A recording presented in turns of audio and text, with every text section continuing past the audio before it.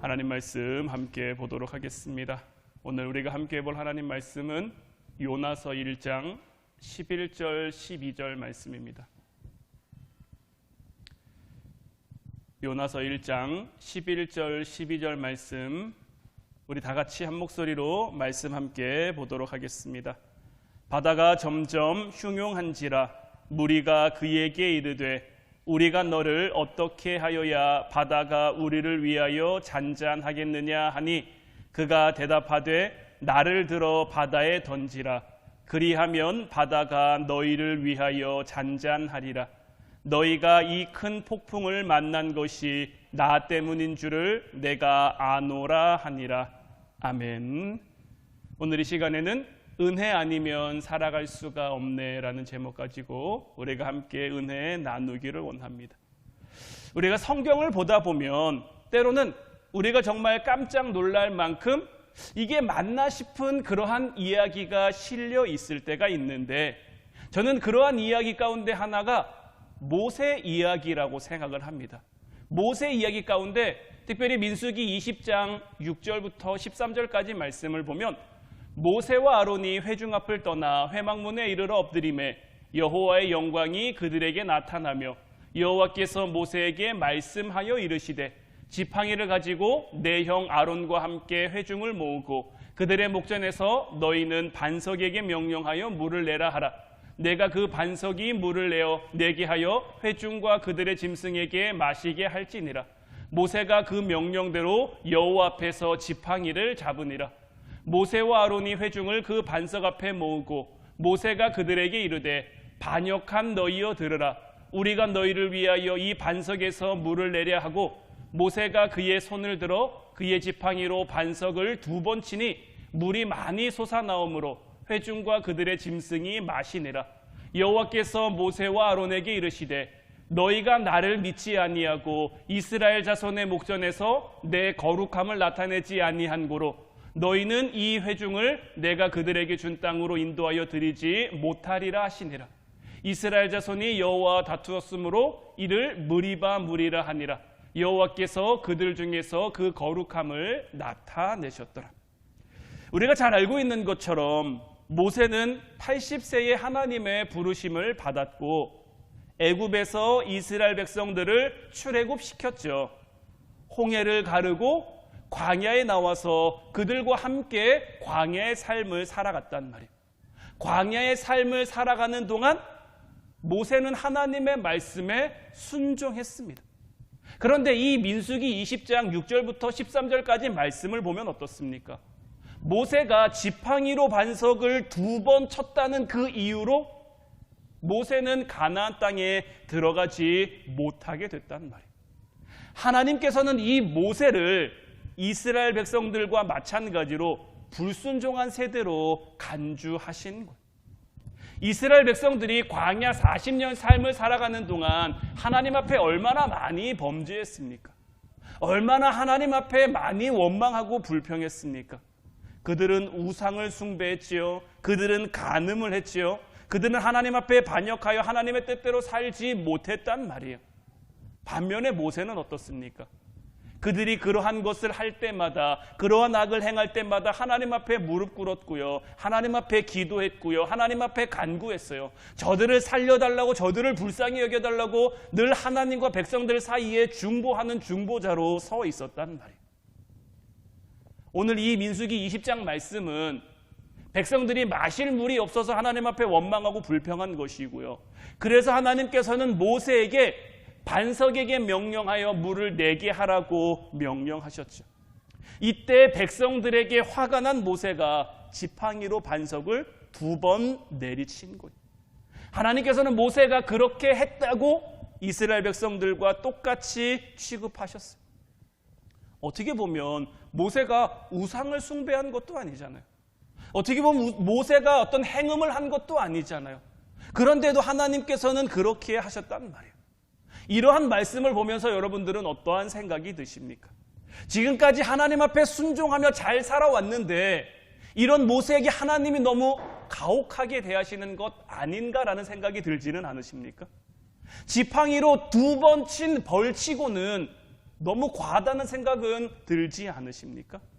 모세가 여기까지 얼마나 순종했는데, 얼마나 헌신적으로 사역했는데 모사 입장에서 참 억울할 수도 있겠다라는 생각이 들지 않으십니까?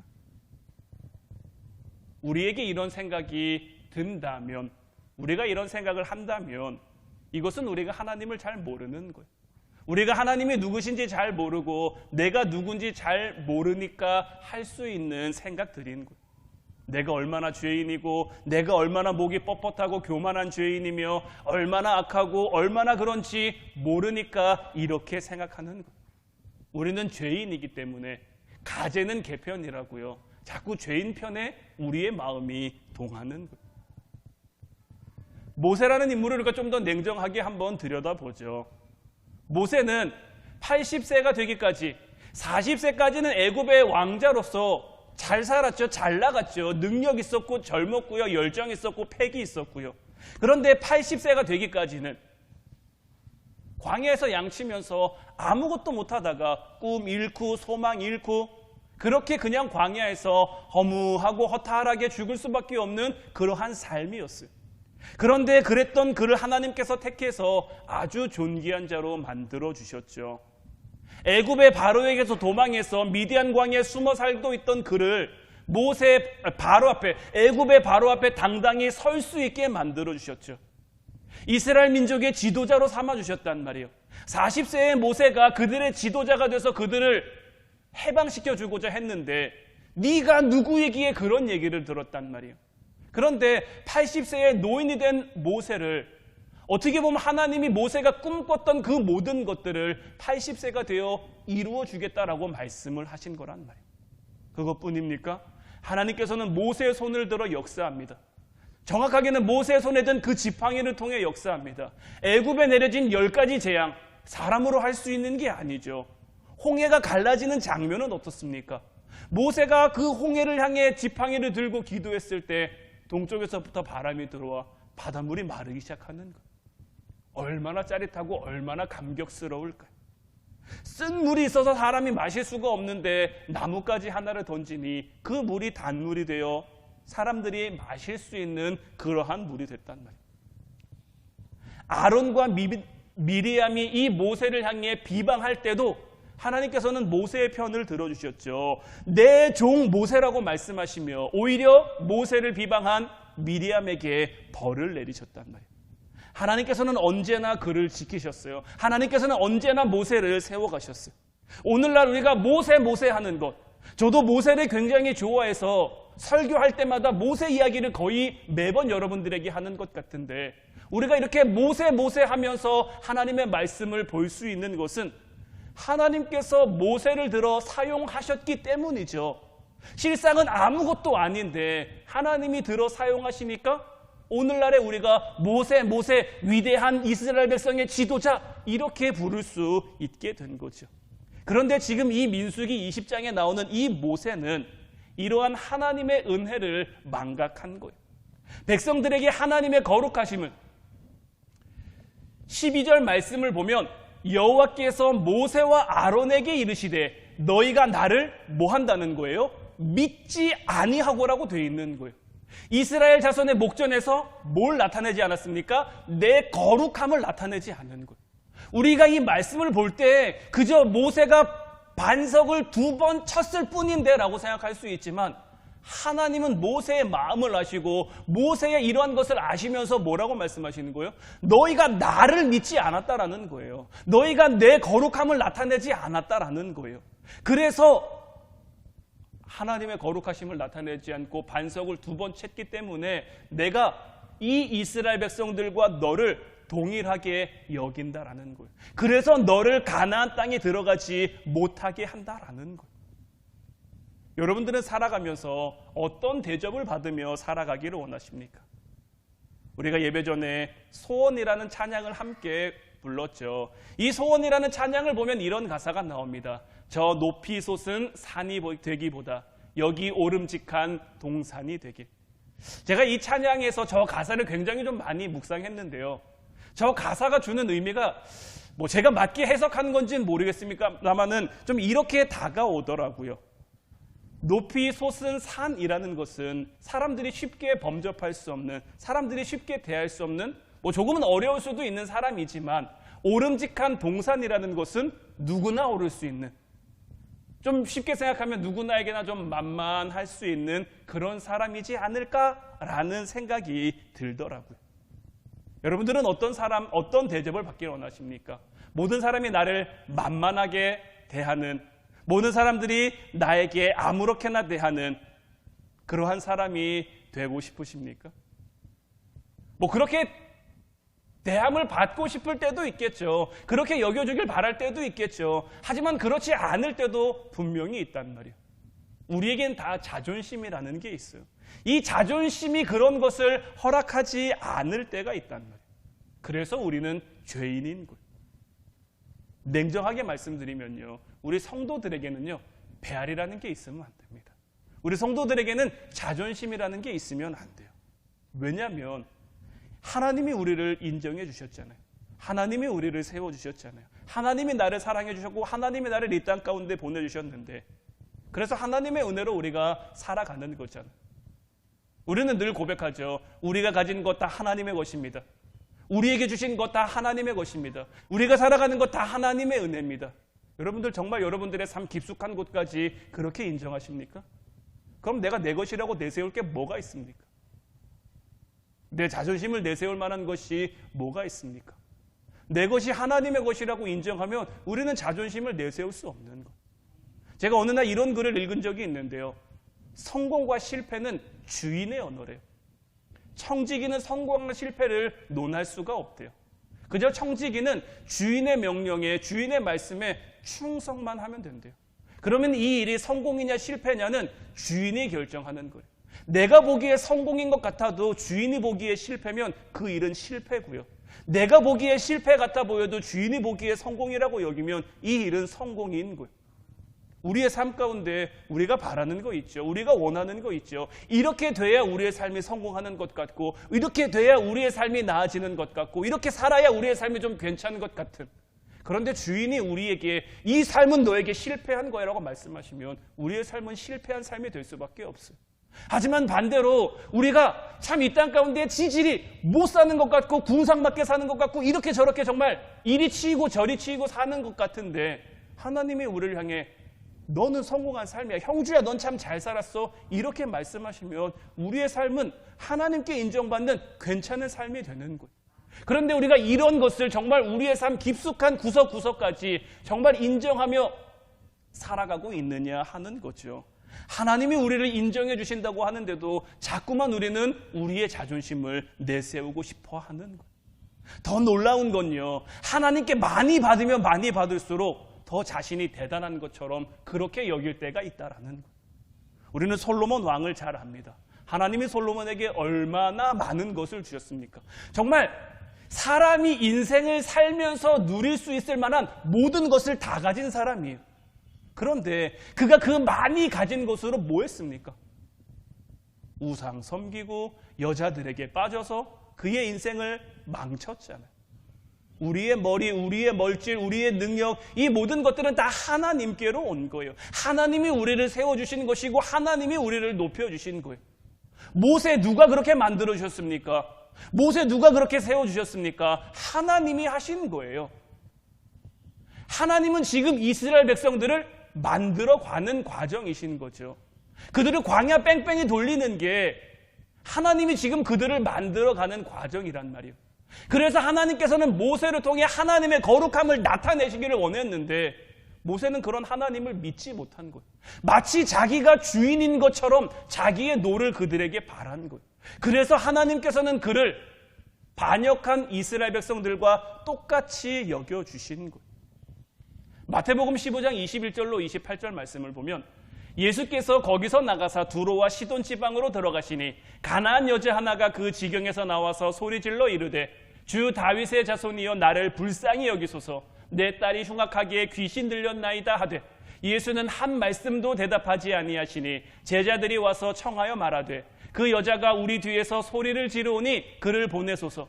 예수께서 대답하여 이르시되 나는 이스라엘 집에 잃어버린 양 외에는 다른 데로 보내심을 받지 아니하였노라 하시니 여자가 와서 예수께 절하며 이르되 주여 저를 도우소서.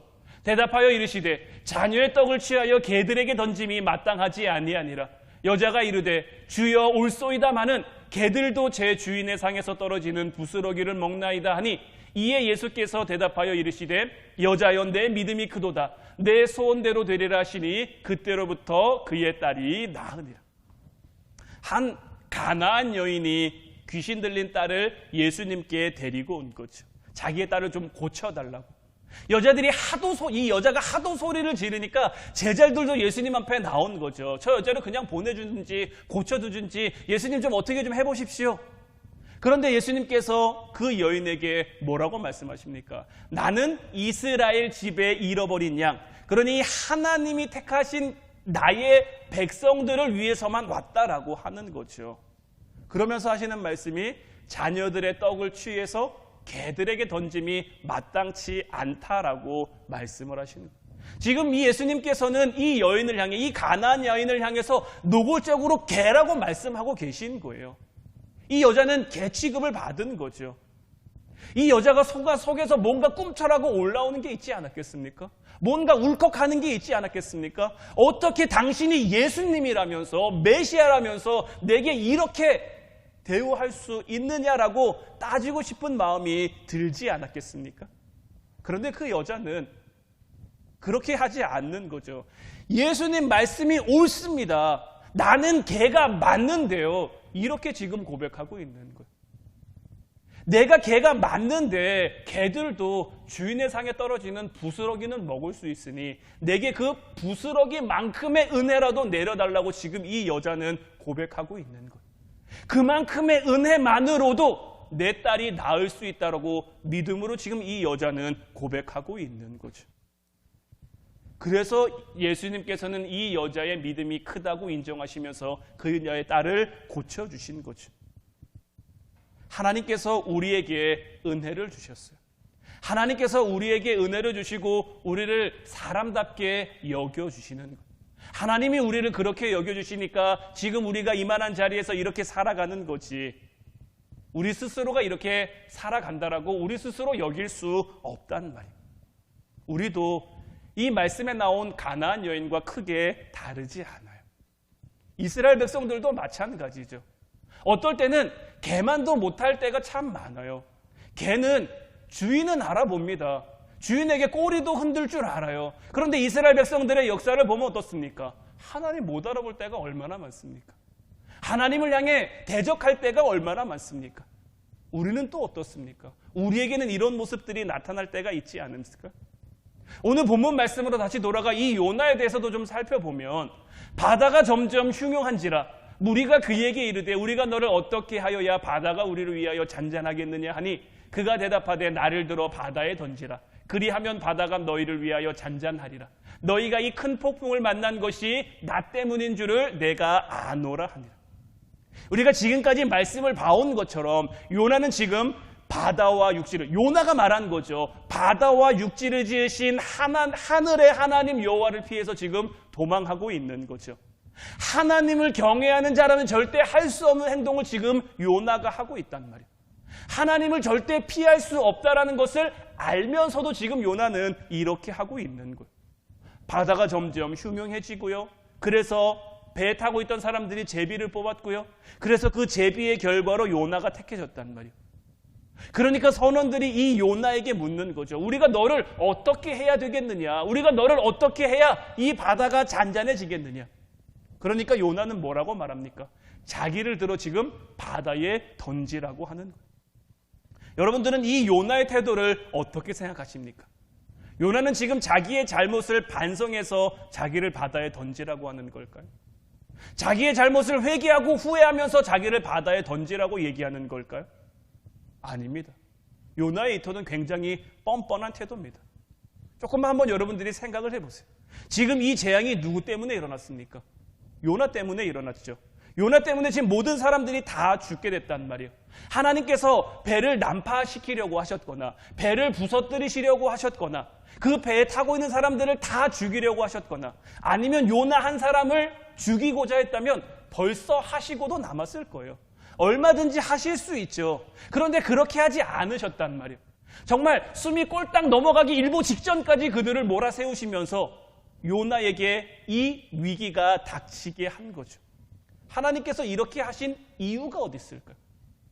요나로 하여금 바다에 스스로 뛰어들라고 이렇게 하신 걸까요?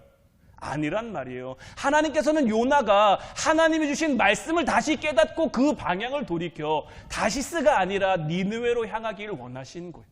니느웨로 가서 하나님의 말씀을 전하며 하나님이 그에게 주신 사명 감당하라고 지금 이러한 위기를 그에게로 몰아간 거란 말이에요. 그럼 요나는 어떻게 해야 될까요? 이 재앙이 나로 인해서 왔다는 것을 깨닫는 순간 무릎 꿇어야죠. 하나님, 내가 잘못했습니다. 하나님, 내가 다시 니느웨로 가겠습니다. 내가 하나님의 낯을 피하지 않겠습니다. 이렇게 해야 요나가 맞는 행동을 한 거죠. 아마 요나가 이랬으면 그걸로 끝났을 거예요. 그러면 바다가 잔잔해지고 하나님의 사람 요나를 통해서 하나님의 영광이 그 배에 타고 있는 사람들에게 나타낼 수가 있었을 거예요. 그런데 지금 요나는 그렇게 하지 않죠. 자기를 들어 바다에 던지라고 하는 거예요. 그러니까 속된 말로 배째라는 거예요. 나는 죽어도 니느웨 못 가니까 하나님, 나를 그냥 바다에 던지세요. 차라리 나를 죽이세요. 지금 요나는 이렇게 하고 있는 거예요. 이게 죄인인 거예요. 선지자라고 다를 것 같습니까? 모세는 모세니까 다를 것 같습니까? 그렇지 않습니다. 모세가 모세 된 것은, 요나가 요나 된 것은, 사도 바울의 고백처럼 나의 나 된 것은 오직 하나님의 은혜인 거예요. 하나님의 은혜가 아니면 우리는 살아갈 수가 없는 존재입니다. 하나님의 은혜가 아니면 우리는 설 수 없는 존재입니다. 우리가 이만큼 살 수 있는 것은 내가 잘해서 아니고요, 내가 잘나서 아니고요, 하나님의 은혜인 거예요. 하나님의 선민이라고 스스로 자부하고 살아가는 이스라엘 백성들, 그 유대인들은 어떻습니까? 하나님이 그들을 선택하지 않았으면 그들이 개처럼 취급하고 개처럼 여기는 이방인들과 다를 바가 있습니까? 아니요, 전혀 다르지 않아요. 그런데 어떻습니까? 그들은 자기들이 하나님 앞에 선택받았다고 스스로 뭔가 대단한 것처럼 되는 양 이방인들을 업신여기면서, 그렇다고 하나님을 잘 따르지도 않고 그러한 삶을 살아가는 것. 우리는 어떻습니까?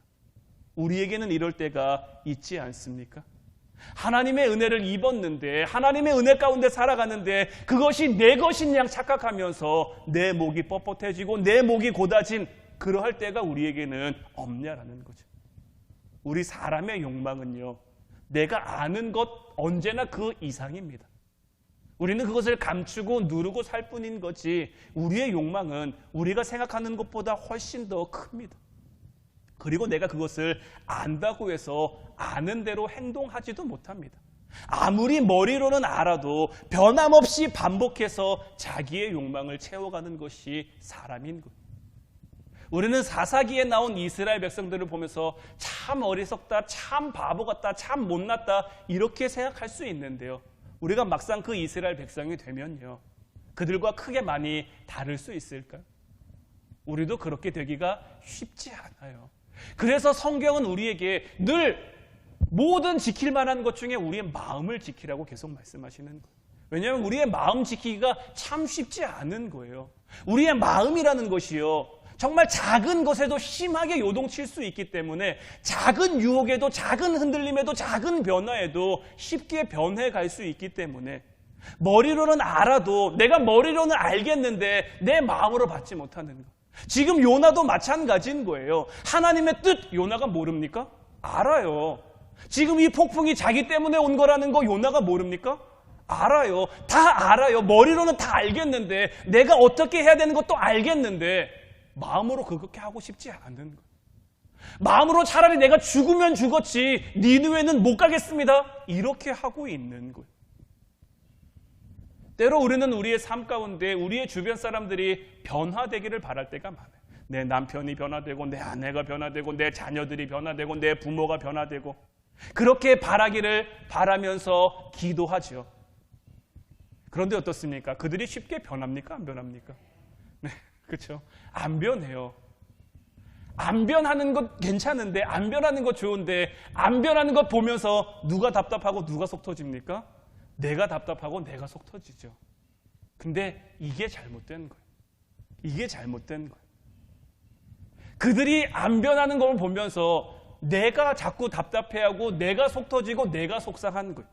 제가 아까 말씀드렸죠. 성공과 실패는 철저하게 주인의 언어입니다.